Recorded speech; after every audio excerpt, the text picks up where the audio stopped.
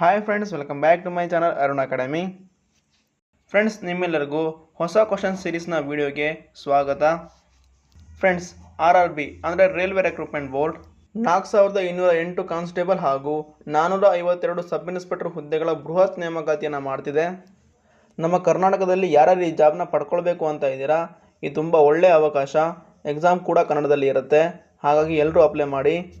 ಈ ಜಾಬ್ಗೆ ಅಪ್ಲಿಕೇಶನ್ ಹಾಕುವ last date 14/5/2024 ಅಂದರೆ ಮೇ 14 ಕೊನೆಯ ದಿನಾಂಕವಾಗಿರುತ್ತೆ. ಬೇಗನೆ ಎಲ್ಲರೂ ಅಪ್ಲೈ ಮಾಡಿ. ಎಕ್ಸಾಮ್ ಕನ್ನಡದಲ್ಲೂ ಕೂಡ ಇರುತ್ತೆ, ನೆನಪಿರಲಿ.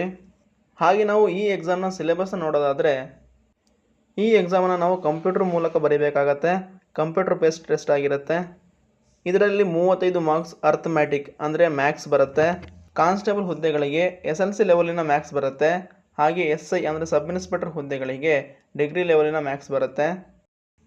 ಹಾಗೆ ಎರಡನೇದಾಗಿ ಜನರಲ್ ರೀಸನಿಂಗ್ ಬರುತ್ತೆ, ಇದು ಕೂಡ 35 ಮಾರ್ಕ್ಸಿಗಿರುತ್ತೆ. ಹಾಗೆ ಮೂರನೇ ಸಬ್ಜೆಕ್ಟಾಗಿ GK, ಇದು 50 ಮಾರ್ಕ್ಸಿಗಿರುತ್ತೆ. ಒಟ್ಟು ಟೋಟಲ್ ಆಗಿ 120 ಮಾರ್ಕ್ಸಿಗಿರುತ್ತೆ. 1.5 ಗಂಟೆ ಟೈಮ್ ಇರುತ್ತೆ. ಈ 120 ಮಾರ್ಕ್ಸಲ್ಲಿ ನಾವು 50+ ಸ್ಕೋರ್ ಮಾಡಿದ್ರೆ ನಾವು ಸೆಲೆಕ್ಟ್ ಆಗ್ತೀವಿ. 50 ಮಾರ್ಕ್ಸನ್ನು ನಾವು ತೊಗೊಂಡ್ರೆ ಫಿಸಿಕಲ್ ಟೆಸ್ಟಿಗೆ ನಾವು ಸೆಲೆಕ್ಟ್ ಆಗ್ತೀವಿ. ಸೊ ಹಾಗಾಗಿ ಯಾರ್ಯಾರು ನಮ್ಮ ಕರ್ನಾಟಕದಲ್ಲಿ ಅಪ್ಲೈ ಮಾಡಿರ್ತೀರಾ, ಯಾರು ಕನ್ನಡದಲ್ಲಿ ಎಕ್ಸಾಮ್ ತೊಗೊಳ್ತಿದ್ದೀರಾ, ಅವರು ನಮ್ಮ ವಿಡಿಯೋನ ಫಾಲೋ ಮಾಡಿ. ನಾನು ಮಾಡುವಂಥ ಈ ವಿಡಿಯೋ ಸರಣಿಗಳ ಮೂಲಕ ನೀವು 50 ಮಾರ್ಕ್ಸ್ GKಯಲ್ಲಿ 35+ ಮಾರ್ಕ್ಸನ್ನು ತಗೋತೀರಾ. ಸೊ ಹಾಗಾಗಿ ಈ ವಿಡಿಯೋನ ಕೊನೆವರೆಗೂ ನೋಡಿ, ಹಾಗೆ ನಮ್ಮ ಚಾನಲ್ನ ಸಬ್ಸ್ಕ್ರೈಬ್ ಮಾಡ್ಕೊಳ್ಳಿ. ಮೊದಲನೇ ಪ್ರಶ್ನೆ, ಕೆಳಗಿನ ಯಾವ ಪುಸ್ತಕವು ಬುದ್ಧನ ತತ್ವಗಳಿಗೆ ಸಂಬಂಧಿಸಿದೆ? Option A Vinaya Pitaka, option B Abhidhamma Pitaka, option C Sutta Pitaka, option D ಮೇಲಿನ ಯಾವುದೂ ಅಲ್ಲ. ಇದಕ್ಕೆ right answer option C Sutta Pitaka. ನೋಡಿ, ಬೌದ್ಧ ಧರ್ಮದ ತ್ರಿಪಿಟಕಗಳು. ಈ ತ್ರಿಪಿಟಕಗಳು ಪಾಲಿ ಭಾಷೆಯ ಬ್ರಾಹ್ಮಿ ಲಿಪಿಯಲ್ಲಿವೆ. ಇಲ್ಲಿ 3 ಪೀಠಕಗಳಿವೆ, ಹಾಗಾಗಿ ಇದನ್ನು ತ್ರಿಪಿಟಕಗಳು ಅಂತ ಕರೀತಾರೆ. ಅದರಲ್ಲಿ ಮೊದಲನೇದು ವಿನಯ ಪೀಠಕ, ಇದು ಬೌದ್ಧ ಧರ್ಮದ ನಿಯಮಗಳನ್ನು ಒಳಗೊಂಡಿದೆ. ಎರಡನೇದು ಸುತ್ತ ಪೀಠಕ, ಈ ಸುತ್ತ ಪೀಠಕ ಬುದ್ಧನ ಜೀವನ ಮತ್ತು ಬೋಧನೆಗಳನ್ನು ಒಳಗೊಂಡಿದೆ. ಇದರಲ್ಲೇ ಬೋಧನೆಗಳು ಮತ್ತು ತತ್ವಗಳು ಬರ್ತವೆ. ನೆಕ್ಸ್ಟ್ ಮೂರನೇದು ಅಭಿಧಮ ಪೀಠಕ. ಈ ಅಭಿಧಮ ಪೀಠಕಗಳು ಬೌದ್ಧ ಧರ್ಮದ ಸನ್ಯಾಸಿಗಳ ನಿಯಮಗಳನ್ನು ಒಳಗೊಂಡಿರುತ್ತೆ. ಹಾಗೆ ನಾವು ಬೌದ್ಧ ಧರ್ಮದ ತತ್ವಗಳನ್ನು ನೋಡೋದಾದರೆ, ಮೊದಲನೇದು ಜಗತ್ತು ದುಃಖದಿಂದ ಕೂಡಿದೆ. ಎರಡನೇದು ದುಃಖಕ್ಕೆ ಮೂಲ ಕಾರಣವೇ ಆಸೆ. ಮೂರನೇದು ಆಸೆಯನ್ನು ತೊರೆದಾಗ ಮುಕ್ತಿ ದೊರೆಯುತ್ತದೆ. ನಾಲ್ಕನೇದು ಆಸೆಯನ್ನು ನಿಗ್ರಹಿಸಲು ಅಥವಾ ತೊರೆಯಲು ಅಷ್ಟಾಂಗ ಮಾರ್ಗಗಳನ್ನು ಅನುಸರಿಸಬೇಕು. ಇದಿಷ್ಟು ಈ ಬೌದ್ಧ ಧರ್ಮದ ತತ್ವಗಳು. ನಿಮಗೆ ಅರ್ಥ ಆಯಿತು ಅಂದ್ಕೊಳ್ತೀನಿ. ನೆಕ್ಸ್ಟ್ ಎರಡನೇ ಪ್ರಶ್ನೆ, ಮೋಹಿನಿಯಟ್ಟಂ ಯಾವ ರಾಜ್ಯದ ಶಾಸ್ತ್ರೀಯ ನೃತ್ಯವಾಗಿದೆ? Option A Odisha, option B Tamil Nadu, option C Kerala, option D Andhra Pradesh. ಇದಕ್ಕೆ right answer option C Kerala. ನೋಡಿ, ನಮ್ಮ ಭಾರತದಲ್ಲಿ 9 ಶಾಸ್ತ್ರೀಯ ನೃತ್ಯ ಇವೆ. ಇದನ್ನು ನಾವು ಇಂಗ್ಲೀಷಲ್ಲಿ ಕ್ಲಾಸಿಕಲ್ ಡ್ಯಾನ್ಸ್ ಅಂತ ಕರಿತೀವಿ. ಇದ್ರ ಮೇಲೆ ಎಕ್ಸಾಮಲ್ಲಿ 2 ಇಂದ 3 ಕ್ವಶನ್ ಬಂದೇ ಬರುತ್ತೆ. ನಾವೀಗ ಈ 9 ಶಾಸ್ತ್ರೀಯ ನೃತ್ಯಗಳು ಯಾವ್ಯಾವುದು, ಹಾಗೆ ಆ ಶಾಸ್ತ್ರೀಯ ನೃತ್ಯಗಳು ಯಾವ ರಾಜ್ಯಕ್ಕೆ ಸಂಬಂಧಿಸಿದ ನೋಡೋಣ. ಭರತನಾಟ್ಯ, ಇದು ತಮಿಳುನಾಡಿನ ಶಾಸ್ತ್ರೀಯ ಸಂಗೀತವಾಗಿದೆ. ಕಥಕ್ ಉತ್ತರ ಪ್ರದೇಶದ ಶಾಸ್ತ್ರೀಯ ಸಂಗೀತವಾಗಿದೆ. ಈ ಕಥಕ್ ತುಂಬಾ ಫೇಮಸ್ ಆಗಿರುವಂಥ ಕ್ಲಾಸಿಕಲ್ ಡ್ಯಾನ್ಸ್. ಹಾಗೆ ನೆಕ್ಸ್ಟ್ ಕಥಕ್ಕಳಿ, ಮೋಹಿನಿಯಟ್ಟಂ ಇವೆರಡೂ ಕೂಡ ಕೇರಳ ರಾಜ್ಯದ ಶಾಸ್ತ್ರೀಯ ಸಂಗೀತವಾಗಿದೆ. ಹಾಗೆ ನೆಕ್ಸ್ಟ್ ಕುಚಿಪುಡಿ ಆಂಧ್ರ ಪ್ರದೇಶದ ಕ್ಲಾಸಿಕಲ್ ಡ್ಯಾನ್ಸ್, ಒಡಿಸ್ಸಿ ಒಡಿಶಾದ ಕ್ಲಾಸಿಕಲ್ ಡ್ಯಾನ್ಸ್, ಹಾಗೆ ಸತ್ರಿಯ ಅಸ್ಸಾಂನ ಕ್ಲಾಸಿಕಲ್ ಡ್ಯಾನ್ಸ್. ಹಾಗೆ ಈ 9 ಶಾಸ್ತ್ರೀಯ ನೃತ್ಯಗಳಲ್ಲಿ ತುಂಬಾ ಫೇಮಸ್ ಆಗಿರುವಂಥ ಕಲಾವಿದರಿದ್ದಾರೆ. ಅವ್ರ ಬಗ್ಗೆ ಎಕ್ಸಾಮಲ್ಲಿ ತುಂಬ ಸಲ ಕೇಳ್ತಾರೆ. ಅದನ್ನು ನಾವು ಮುಂದಿನ ಕ್ಲಾಸಲ್ಲಿ ಡಿಸ್ಕಸ್ ಮಾಡೋಣ. ನೋಡಿ, ನಾವು ಮಾಡುವಂಥ ಕ್ವಶನ್ಗಳನ್ನು ನೀವು ನೋಟ್ಸ್ ಮಾಡ್ಕೊಂಡ್ರೆ ತುಂಬಾ ಹೆಲ್ಪ್ ಆಗುತ್ತೆ. ಈ ಜಾಬ್ಗೆ ಸೀರಿಯಸ್ ಆಗಿರೋರು ನೋಟ್ಸ್ ಮಾಡ್ಕೊಳ್ಳಿ. ನೆಕ್ಸ್ಟ್ ಪ್ರಶ್ನೆ, 2011ರ ಜನಗಣತಿಯ ಪ್ರಕಾರ ಅತಿ ಕಡಿಮೆ ಲಿಂಗಾನುಪಾತ ಹೊಂದಿರುವ ರಾಜ್ಯ ಯಾವುದು?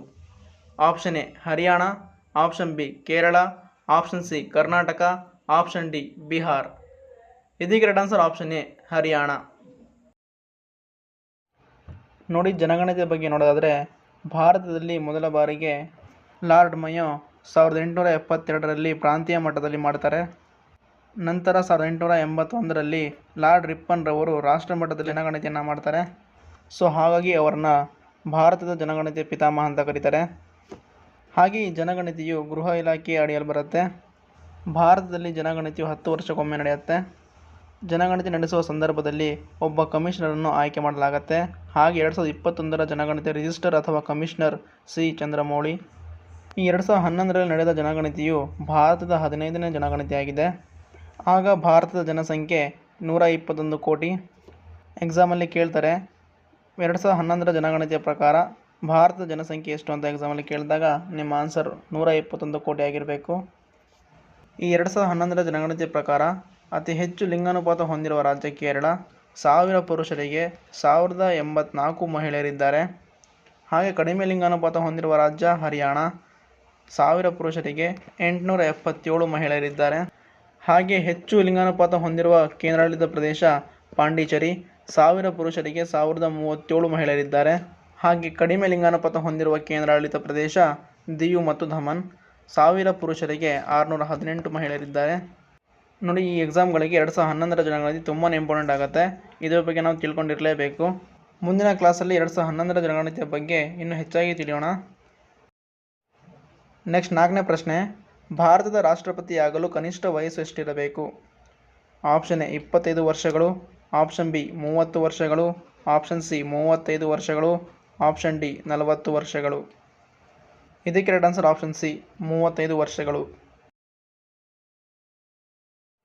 ನೋಡಿ, ಭಾರತದ ಉನ್ನತ ಹುದ್ದೆಗಳನ್ನು ನಾವು ಪಡ್ಕೊಳ್ಬೇಕು ಅಂದರೆ ಕನಿಷ್ಠ ಎಷ್ಟು ವಯಸ್ಸಾಗಿರಬೇಕು ಅಂತ ನೋಡೋದಾದರೆ ರಾಷ್ಟ್ರಪತಿ ಆಗಬೇಕಂದ್ರೆ 35 ವರ್ಷಗಳಾಗಿರಬೇಕು, ಉಪರಾಷ್ಟ್ರಪತಿ 35 ವರ್ಷಗಳಾಗಿರಬೇಕು, ಪ್ರಧಾನಮಂತ್ರಿ ಆಗಲು 25 ವರ್ಷ ಆಗಿರಬೇಕು, ರಾಜ್ಯಪಾಲರಾಗಲು 35 ವರ್ಷಗಳಾಗಿರಬೇಕು, ಹಾಗೆ ಲೋಕಸಭೆ ಸದಸ್ಯರಾಗಲು 25 ವರ್ಷಗಳಾಗಿರಬೇಕು, ರಾಜ್ಯಸಭೆ ಸದಸ್ಯರಾಗಲು 30 ವರ್ಷಗಳಾಗಿರಬೇಕು. ಹಾಗಾಗಿ ಇಲ್ಲಿ ಲೋಕಸಭೆಯನ್ನು ಕಿರಿಯರ ಸದನ ಹಾಗೂ ರಾಜ್ಯಸಭೆಯನ್ನು ಹಿರಿಯರ ಸದನ ಅಂತ ಕರೀತಾರೆ. ಹಾಗೆ ಒಂದು ರಾಜ್ಯದ ಮುಖ್ಯಮಂತ್ರಿ ಆಗಬೇಕು ಅಂದರೆ 25 ವರ್ಷಗಳಾಗಿರಬೇಕು, ವಿಧಾನಸಭಾ ಸದಸ್ಯರಾಗಬೇಕು ಅಂದರೆ 25 ವರ್ಷ ಆಗಿರಬೇಕು, ಹಾಗೆ ವಿಧಾನ ಪರಿಷತ್ನ ಸದಸ್ಯರಾಗಿರಬೇಕು ಅಂದರೆ 30 ವರ್ಷಗಳಾಗಿರಬೇಕು. ಇವುಗಳ ಮೇಲೆ ಒಂದು ಕ್ವಶನ್ ಬಂದೇ ಬರುತ್ತೆ, ಸೊ ನೋಡ್ಕೊಳ್ಳಿ ಸರಿಯಾಗಿ. ನೆಕ್ಸ್ಟ್ 5ನೇ ಪ್ರಶ್ನೆ, ಕೆಳಗಿನವುಗಳಲ್ಲಿ ಯಾವುದು ಲಾರ್ಡ್ ಕರ್ಜನ್ ಕಾಲದಲ್ಲಿ ಮಾಡಲಾಗಿಲ್ಲ? ಆಪ್ಷನ್ ಎ ಬಂಗಾಳದ ವಿಭಜನೆ, ಆಪ್ಷನ್ ಬಿ ಭಾರತೀಯ ಸಾರ್ವಜನಿಕ ಸೇವಾ ಮಂಡಳಿಯ ರಚನೆ, ಆಪ್ಷನ್ ಸಿ ಕ್ಷಾಮ ವಿಚಾರಣಾ ಆಯೋಗದ ರಚನೆ, ಆಪ್ಷನ್ ಡಿ ಹಂಟರ್ ಆಯೋಗದ ರಚನೆ. ಇದಕ್ಕೆ right answer option D hunter ಆಯೋಗದ ರಚನೆ. ನೋಡಿ, 1919ರಲ್ಲಿ ನಡೆದ ಜಲಿಯನ್ ವಾಲಾಬಾಗ್ ಹತ್ಯಾಕಾಂಡದ ಕುರಿತು ವಿಚಾರಣೆ ಮಾಡಲು ಹಂಟರ್ ಆಯೋಗನ ನೇಮಕ ಮಾಡಲಾಗುತ್ತೆ. ಆಗ ನಮ್ಮ ಭಾರತದ ವೈಸ್ರಾಯ್ ಲಾರ್ಡ್ ಚೇಮ್ಸ್ಫರ್ಡ್ ಆಗಿರ್ತಾರೆ. ಸೊ ಹಾಗಾಗಿ ಇದಕ್ಕೆ ರೈಟ್ ಆನ್ಸರ್ ಆಪ್ಷನ್ ಡಿ. ನೋಡಿ, ನಾವು ಲಾರ್ಡ್ ಕರ್ಜನ್ ಬಗ್ಗೆ ನೋಡೋದಾದರೆ 1899ರಲ್ಲಿ ಇವರು ವೈಸ್ರಾಯ್ ಆಗಿ ಭಾರತಕ್ಕೆ ಬರ್ತಾರೆ. ಇವರು 1899ರಿಂದ 1905ರವರೆಗೆ ವೈಸ್ರಾಯ್ ಆಗಿರ್ತಾರೆ. ಲಾರ್ಡ್ ಕರ್ಜನ್ ವೈಸ್ರಾಯ್ ಆಗೋಕ್ಕೂ ಮುಂಚೆ ಲಾರ್ಡ್ ಎಲಿಂಗ್ ಅವರು ವೈಸ್ರಾಯ್ ಆಗಿರ್ತಾರೆ. ಅವ್ರ ಕಾಲದಲ್ಲಿ ಬರಗಾಲ ಮತ್ತು ಪ್ಲೇಗ್ ಬಂದು ಕ್ಷಾಮ ಆವರಿಸಿರುತ್ತೆ. ಆ ಕ್ಷಾಮವನ್ನು ನಿವಾರಿಸೋಕ್ಕೆ ಲಾರ್ಡ್ ಕರ್ಜನ್ 1901ರಲ್ಲಿ ಸರ್ ಆಂಥೋನಿ ಮ್ಯಾಕ್ಡೊನಾಲ್ಡ್ ನೇತೃತ್ವದಲ್ಲಿ ಕ್ಷಾಮ ಪರಿಹಾರ ಅಧ್ಯಯನಕ್ಕಾಗಿ ಸಮಿತಿಯನ್ನು ರಚನೆ ಮಾಡ್ತಾರೆ. ಹಾಗೆ 1902ರಲ್ಲಿ ಭಾರತೀಯ ಸಾರ್ವಜನಿಕ ಸೇವಾ ಮಂಡಳಿಯನ್ನು ರಚನೆ ಮಾಡ್ತಾರೆ. ಹಾಗೆ ಲಾರ್ಡ್ ಕರ್ಜನ್ 1905 ಅಕ್ಟೋಬರ್ 16ರಂದು ಮತೀಯ ಆಧಾರದ ಮೇಲೆ ಬಂಗಾಳ ಪ್ರಾಂತ್ಯವನ್ನು ಪೂರ್ವ ಬಂಗಾಳ ಮತ್ತು ಪಶ್ಚಿಮ ಬಂಗಾಳ ಎಂದು ವಿಭಜನೆ ಮಾಡ್ತಾರೆ. ಸೊ ಹಾಗಾಗಿ ಈಗಲೂ ಕೂಡ ಪಶ್ಚಿಮ ಬಂಗಾಳದಲ್ಲಿ ಅಕ್ಟೋಬರ್ 16ರನ್ನು ಬಂಗಾಳದ ಶೋಕ ದಿನ ಅಂತ ಆಚರಣೆ ಮಾಡ್ತಾರೆ. ಇಲ್ಲಿ ಕನ್ಫ್ಯೂಸ್ ಆಗೋ ವಿಷಯ ಏನಂದರೆ ಬಂಗಾಳ ವಿಭಜನೆ ಮಾಡಿದ್ದು ಲಾರ್ಡ್ ಕರ್ಜನ್, ಬಂಗಾಳದ ವಿಭಜನೆಯನ್ನು ರದ್ದು ಮಾಡಿದ್ದು ಲಾರ್ಡ್ ಹಾರ್ಡಿಂಜ್. ಕನ್ಫ್ಯೂಸ್ ಆಗಿಬಿಡಿ, ನೆನ್ಪಿಟ್ಕೊಳ್ಳಿ.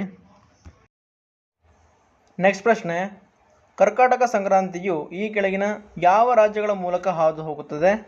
ಕೆಳಗಿನ ಕೋಡ್ಗಳಿಂದ ಸರಿಯಾದ ಉತ್ತರವನ್ನು ಆಯ್ಕೆ ಮಾಡಿ. Option 1 Gujarat, option 2 Chhattisgarh, option 3 Uttar Pradesh, option 4 Jharkhand. ನೋಡಿ, 23ರವರೆಗೆ ಕರ್ಕಾಟಕ ಸಂಕ್ರಾಂತಿ ಇರುತ್ತಾ ನಮ್ಮ ಭಾರತದಲ್ಲಿ ಯಾವ ರಾಜ್ಯಗಳ ಮೂಲಕ ಹಾದು ಹೋಗುತ್ತದೆ ಅಂತ ಕೇಳ್ತಿದ್ದಾರೆ. ನಾವು ಈ ಕೆಳಗಿನ ಕೋಡ್ಗಳ ಮೂಲಕ ಸರಿಯಾದ ಆನ್ಸರ್ನ ಫೈಂಡ್ ಮಾಡಬೇಕು. ನೋಡಿ, 23ರವರೆಗೆ ಕರ್ಕಾಟಕ ಸಂಕ್ರಾಂತಿ ಇರುತ್ತಾ ನಮ್ಮ ಭಾರತದಲ್ಲಿ 8 ರಾಜ್ಯಗಳ ಮೂಲಕ ಹಾದು ಹೋಗುತ್ತೆ. ಅದು ಯಾವ್ಯಾವುದು ಅಂದರೆ ಗುಜರಾತ್, ರಾಜಸ್ಥಾನ್, ಮಧ್ಯಪ್ರದೇಶ್, ಛತ್ತೀಸ್ಗಢ, ಪಶ್ಚಿಮ ಬಂಗಾಳ, ಜಾರ್ಖಂಡ್, ತ್ರಿಪುರಾ ಮತ್ತು ಮಿಜೋರಾಂ. ಅದನ್ನು ನೀವು ಇಲ್ಲಿ ಮ್ಯಾಪಲ್ಲಿ ಕೂಡ ನೋಡ್ಬೋದು. ಈ 8 ರಾಜ್ಯಗಳನ್ನು ನೀವು ನೆನ್ಪಿಟ್ಕೊಳ್ಳೋಕ್ಕೆ ಒಂದು ಕೋಡ್ನ ಹೇಳ್ತೀನಿ, ನೆನ್ಪಿಟ್ಕೊಳ್ಳಿ. ಪಮ್ಮಿ ಮಗು ಛತ್ರಿ ರಾಜ. ಇದರಲ್ಲಿ ಪ ಅಂದರೆ ಪಂಜಾಬ್, ಮಿ ಅಂದರೆ ಮಿಜೋರಾಂ, ಮ ಅಂದರೆ ಮಧ್ಯಪ್ರದೇಶ್, ಗು ಅಂದರೆ ಗುಜರಾತ್, ಛ ಅಂದರೆ ಛತ್ತೀಸ್ಗಢ, ತ್ರಿ ಅಂದರೆ ತ್ರಿಪುರಾ, ರಾ ಅಂದರೆ ರಾಜಸ್ಥಾನ್, ಝ ಅಂದರೆ ಜಾರ್ಖಂಡ್. ನೋಡಿ ನೀವು ಕ್ವಶನ್ ಮತ್ತು ಆನ್ಸರ್ನ ಹಾಗೆ ಈ ಕೋಡ್ನ ನೀವು ಬರೆದಿಟ್ಕೊಳ್ಳಿ. ನೆಕ್ಸ್ಟ್ 7ನೇ ಪ್ರಶ್ನೆ, ಹಾಕಿ ಆಟದ ಮೈದಾನವನ್ನು ಡ್ಯಾಶ್ ಎಂದು ಕರೆಯಲಾಗುತ್ತದೆ. Option A track, option B court, option C ring, option D field. ಇದಕ್ಕೆ right answer option D field. ನೋಡಿ ವಿವಿಧ ಕ್ರೀಡೆಗಳ ಮೈದಾನದ ಹೆಸರುಗಳು. ನೋಡಿ ಅಮೇರಿಕನ್ ಅವರು ಫುಟ್ಬಾಲ್ ಆಡುವಂಥ ಮೈದಾನವನ್ನು ಫೀಲ್ಡ್ ಅಂತ ಕರೀತಾರೆ. ಅದೇ ಯುರೋಪಿಯನ್ ಆಡುವಂಥ ಫುಟ್ಬಾಲ್ ಮೈದಾನಕ್ಕೆ ಪಿಚ್ ಅಂತ ಕರೀತಾರೆ. ಟೆನ್ನಿಸ್ ಆಡುವ ಮೈದಾನಕ್ಕೆ ಕೋರ್ಟ್, ಕ್ರಿಕೆಟ್ ಆಡುವ ಮೈದಾನಕ್ಕೆ ಪಿಚ್, ಬಾಕ್ಸಿಂಗ್ ಆಡುವ ಮೈದಾನಕ್ಕೆ ರಿಂಗ್, ಹಾಗೆ ಅಥ್ಲೆಟಿಕ್ಸ್ ಅಂದರೆ ರನ್ನಿಂಗ್ ಮಾಡುವಂಥ ಜಾಗಕ್ಕೆ ನಾವು ಟ್ರ್ಯಾಕ್ ಅಂತ ಕರಿತೀವಿ. ಹಾಗೆ ನಾವು ಚೆಸ್ಸನ್ನು ಬೋರ್ಡ್ ಮೇಲೆ ಆಡ್ತೀವಿ, ವಾಲಿಬಾಲ್ನ ಕೋರ್ಟಲ್ಲಿ ಆಡ್ತೀವಿ. ಹಾಗೆ ಬೇಸ್ಬಾಲ್ ಆಡುವಂಥ ಮೈದಾನಕ್ಕೆ ಫೀಲ್ಡ್ ಅಂತ ಕರಿತೀವಿ. ಗಾಲ್ಫ್ ಆಡುವಂಥ ಮೈದಾನಕ್ಕೆ ಕೋರ್ಸ್ ಅಂತ ಕರಿತೀವಿ. ಇಲ್ಲಿ ಕೋರ್ಟ್ ಅಲ್ಲ ಕೋರ್ಸ್ ಅಂತ ನೆನ್ಪಿಟ್ಕೊಳ್ಳಿ. ಹಾಗೆ ನಾವು ಸ್ವಿಮ್ಮಿಂಗ್ ಮಾಡುವಂಥ ಜಾಗವನ್ನು ಪೂಲ್ ಅಂತ ಕರಿತೀವಿ. ನೋಡಿ ಇದ್ರ ಮೇಲೆ ಒಂದು ಕ್ವಶನ್ ಇದ್ದೇ ಇರುತ್ತೆ, ಸೊ ಸರಿಯಾಗಿ ಇದನ್ನು ಬರ್ಕೊಳ್ಳಿ, ನೋಟ್ ಮಾಡ್ಕೊಳ್ಳಿ. ನೆಕ್ಸ್ಟ್ 8ನೇ ಪ್ರಶ್ನೆ, ಈ ಕೆಳಗಿನವುಗಳಲ್ಲಿ ಮೊಸರಿನಲ್ಲಿರುವ ಆಮ್ಲ ಯಾವುದು? ಆಪ್ಷನ್ ಎ ಸಿಟ್ರಿಕ್ ಆಮ್ಲ, ಆಪ್ಷನ್ ಬಿ ಲ್ಯಾಕ್ಟಿಕ್ ಆಮ್ಲ, ಆಪ್ಷನ್ ಸಿ ಪಾಲಿಕ್ ಆಮ್ಲ, ಆಪ್ಷನ್ ಡಿ ಟಾರ್ಟನಿಕ್ ಆಮ್ಲ. ಈ ಕ್ವಶನ್ಗೆ right answer option B lactic ಆಮ್ಲ. ನೋಡಿ ಜೈವಿಕ ಪದಾರ್ಥಗಳಲ್ಲಿರುವ ಆಮ್ಲದ ಹೆಸರು. ನೋಡಿ ಪ್ರತಿ ಎಕ್ಸಾಮ್ ಇದ್ರ ಮೇಲೆ ಕ್ವಶನ್ ಕೇಳಿದ್ದಾರೆ, ಸೊ ಇದನ್ನು ಸರಿಯಾಗಿ ನೆನ್ಪಿಟ್ಕೊಳ್ಳಿ, ಹಾಗೆ ನೀವು ನೋಟ್ ಮಾಡ್ಕೊಳ್ಳಿ. ಕಿತ್ತಳೆ, ನೆಲ್ಲಿಕಾಯಿ, ಅನಾನಸ್ ಮತ್ತು ಲಿಂಬೆ ಹಣ್ಣಿನಲ್ಲಿ ಸಿಟ್ರಿಕ್ ಆಮ್ಲ ಇರುತ್ತೆ.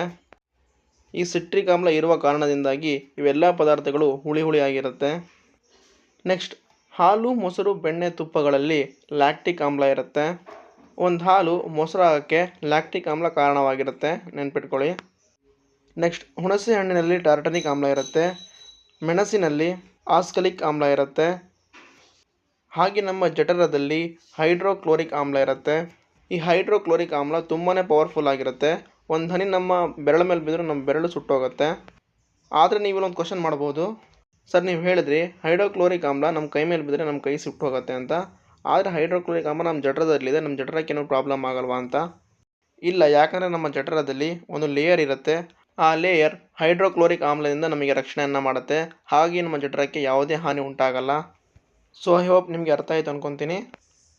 ನೆಕ್ಸ್ಟ್ ಮಾವಿನಲ್ಲಿ ಸಿಟ್ರಿಕ್ ಆಮ್ಲ ಮತ್ತು ಪಾಲಿಕ್ ಆಮ್ಲ ಇರುತ್ತೆ. ಮಣ್ಣು, ಇದು ತುಂಬ ಸಲ ಎಕ್ಸಾಮಲ್ಲಿ ರಿಪೀಟ್ ಆಗಿದೆ, ಮಣ್ಣಿನಲ್ಲಿ ಯಾವ ಆಮ್ಲವಿದೆ ಅಂತ. ಮಣ್ಣಿನಲ್ಲಿ ಹ್ಯೂಮೆನಿಕ್ ಆಮ್ಲ ಇದೆ, ನೆನ್ಪಿಟ್ಕೊಳ್ಳಿ.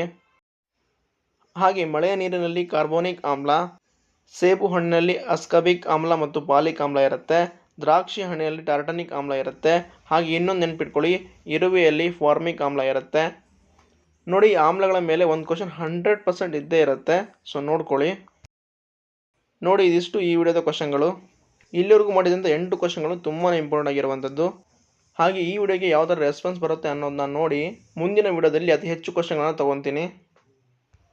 ಈ ವಿಡಿಯೋ ನಿಮಗೆ ಇಷ್ಟ ಆಗಿದರೆ ಲೈಕ್, ಶೇರ್, ಸಬ್ಸ್ಕ್ರೈಬ್ ಮಾಡಿ. Thank you.